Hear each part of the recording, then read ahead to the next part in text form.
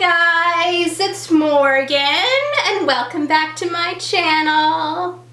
Today I'm going to be talking about the finale of season 5 of Riverdale, chapter 95, Riverdale R.I.P.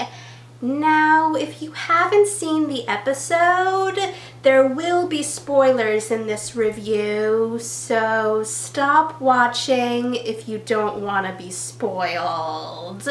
With that said, here's my review for the finale of season 5 of Riverdale, chapter 95, Riverdale R.I.P.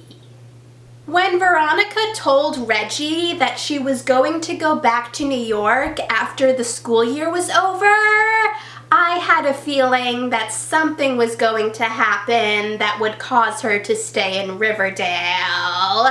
But I wasn't expecting that the reason she wasn't going to go back to New York was because no one wanted to work with her since she killed Chad, even though it was in self-defense.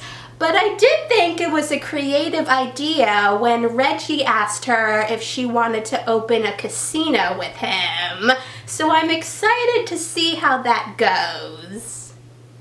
It was really nice to see everyone come together to throw a surprise party for Betty after she officially became an FBI agent. It was also really nice to see Betty and Veronica talking to each other, since this is the first time that they've had a conversation between just the two of them since before the time jump.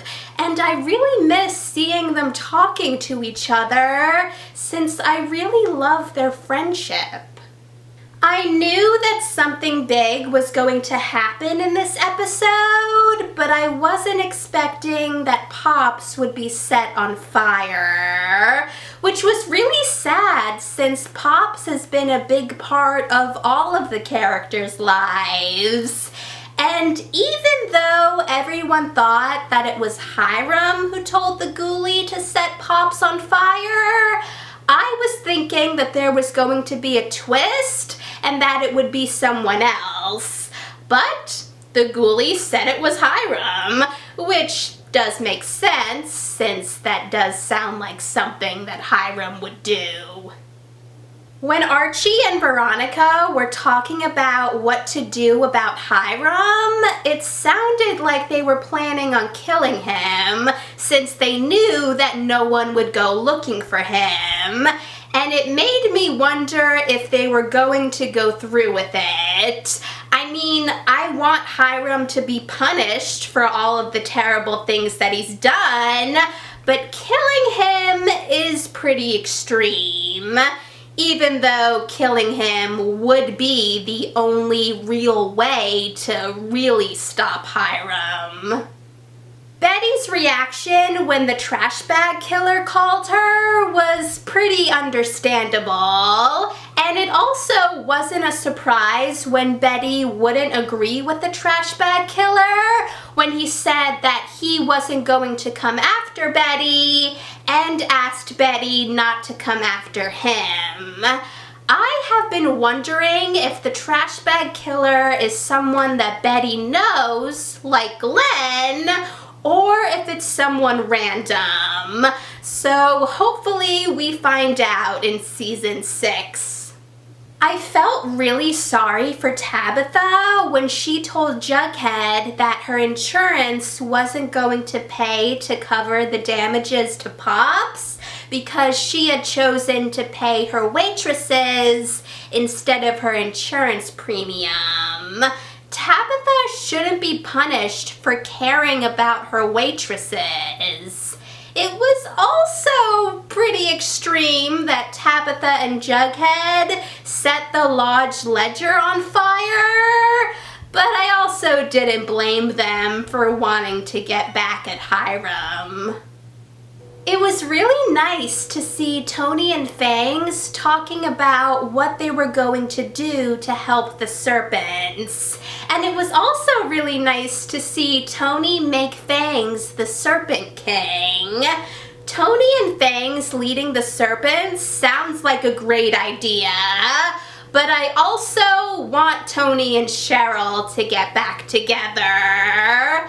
I was also really proud of Kevin when he told Sheriff Keller that he was going to go back to New York and give Broadway another try.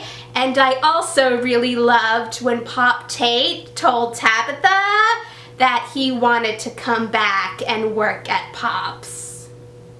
Forcing Hiram to go into exile was a better idea than killing him, but since he's alive, then there's a chance he could always come back.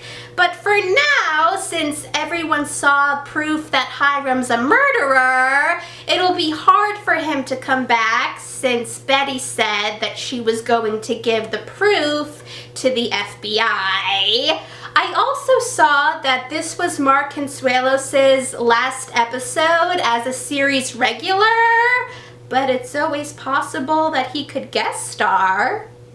When Cheryl and Britta found the skeletons in the mines, I just thought, what is going on? So when Nana Rose told them about one of the Blossom ancestors, Abigail Blossom, and how she was burnt at the stake by the ancestors of Archie, Jughead, and Betty, I didn't blame Cheryl when she asked Archie, Jughead, Betty, and Veronica to apologize for what their ancestors did, even though none of Veronica's ancestors were involved.